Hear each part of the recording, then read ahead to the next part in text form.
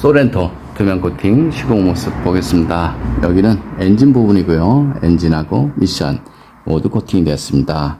오늘은 소렌토 어느 곳이 부식이 잘 되는지 한번 보겠습니다. 여기 보시면 이렇게 금빛으로 보입니다.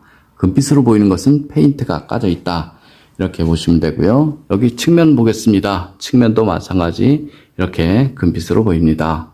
부식 아니니까요, 걱정 안 하셔도 됩니다. 여기는 앞바퀴 휠하우스 있는 부분이고요. 언더 코팅은 요만큼 되어 있습니다.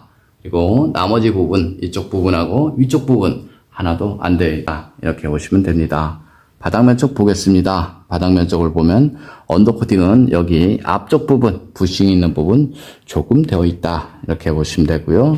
저쪽도 마찬가지 부싱이 있는 부분 조금 되어 있습니다. 여기 앞쪽 멤버 있는 부분, 부품 속에는 투명 코팅제와 이너왁스를 이용해서 안쪽 시공이 되었습니다.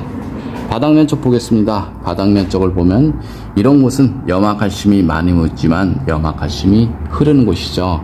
자동차 부식 방지를 하고 싶으면 이렇게 차체 속에 물이 고을 수 있는 이런 곳에 꼼꼼하게 코팅을 하신 것이 훨씬 좋습니다.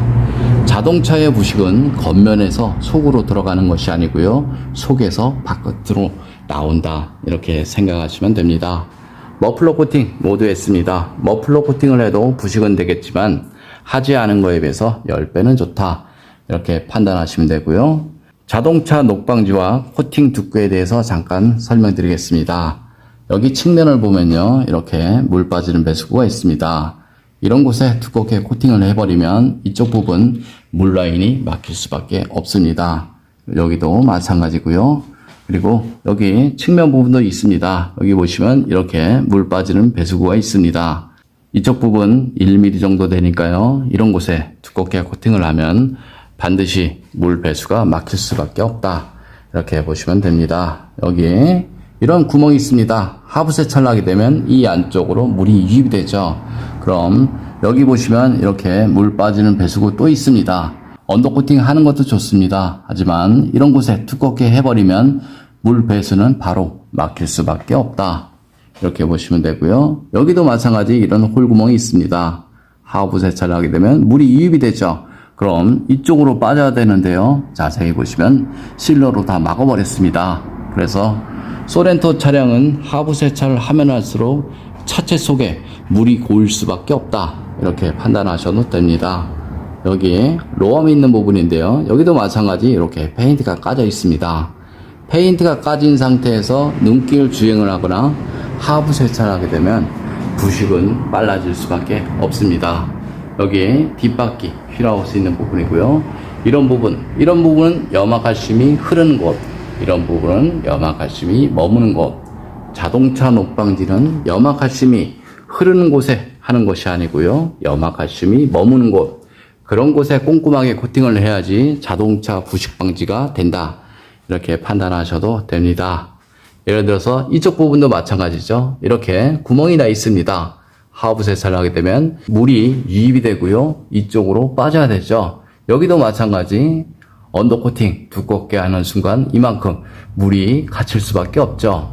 물은 차체 속에 들어가서 건조가 되면 별 문제가 없습니다. 하지만 염화칼슘은 건조가 돼도 바로 문제가 될 수 있죠. 여기 뒷바퀴 휠하우스 있는 부분 모두 코팅이 되어 있는데요, 여기 보시면 이런 전기장치 부분이 있습니다. 여기 바닥면 쪽에도 전기장치 부분이 많이 있죠. 여기 보시면 이렇게 ABS 이렇게 커넥터 부분이 있습니다.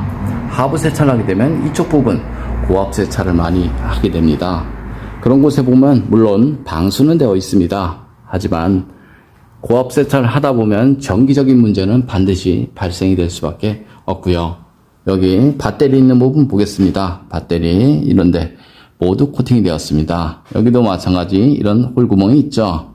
여기도 홀구멍이 있고요. 하부 세차를 하게 되면 이 안쪽으로 물이 유입이 되고요.